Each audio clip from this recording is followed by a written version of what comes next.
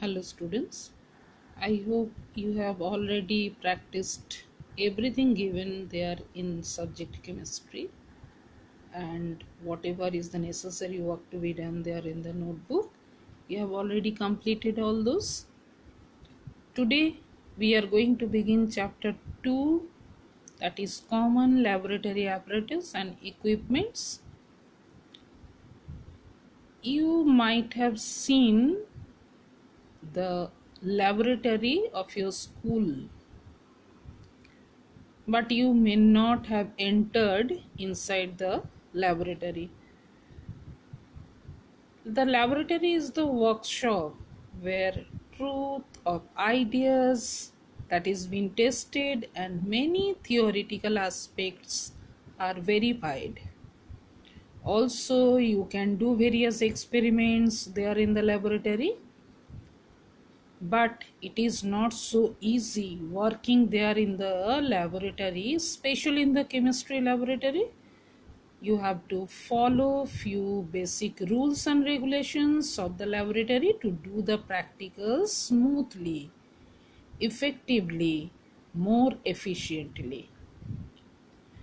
That is why you need to know the things required in the laboratory. You must carry all these things there whenever you need to do the experiments in the laboratory. There are 5 basic things that you need, that is laboratory notebook, manual of practical science, lab coat, pencil, eraser, scale, other general instructions that will be followed in the laboratory, that is reaching the laboratory, punctuality, discipline, a record maintenance, etc. A record maintenance there, it is must for every student to maintain a practical record book there to note down the different observations during the practical time. A neat and systematic recording of the experiment in the practical file is very important in achieving success in the experimental investigations. The students may write the experiment under the following heads in their practical notebook, like date, experiment number, page number. All these are to be written there in the index. After that, the aim or object or assignment to be written for the practical, requirements, theory or basic principles, procedure or the method for the practical, precautions, sources of error, result discussion, etc. Safety regulations in chemical laboratory.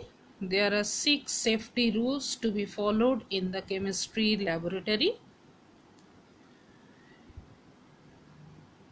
Wearing approved eye protection in the laboratory like lab coat, apron while working in the chemical laboratory, but not to wear the contact lenses etc. in the laboratory. Students should work in the laboratory in proper supervision of the teacher. Taking proper care while heating, never heat the liquid there in a test tube that is pointed towards someone else or towards you. Never inhale gases or vapors directly. To know the odor of the gas or the vapor there, we have to use our hand to waft a few or the small sample towards the nose. Practice for mixing chemicals. Always we have to mix that, or keeping the dilution of the acid, we have to pour acid into water and never perform the reverse way. All the students must know the location and use of emergency equipments like fire extinguisher, first aid box, etc. Next part of the experiment is never underreact inside the laboratory. Any chemical contact may be very harmful there. Students must wash the affected area immediately and properly with water, and they should ask for the first aid treatment of the teacher. There are 5 points to remember there, that is about the glass cut. First of all, you have to remove the visible glass pieces there from the affected part. Bleeding can be stopped by washing with ice cold water and Dettol, and then mercurochrome bandage can be applied over the glass cuts. Next part of it is the heat burn. For the heat burn, the affected part should be washed with cold water first, and then after washing, silver sulfodiazine cream should be applied there on the heat burns. In case of acid burns, the part should be washed thoroughly with water and dilute solution of sodium bicarbonate should be applied over the part.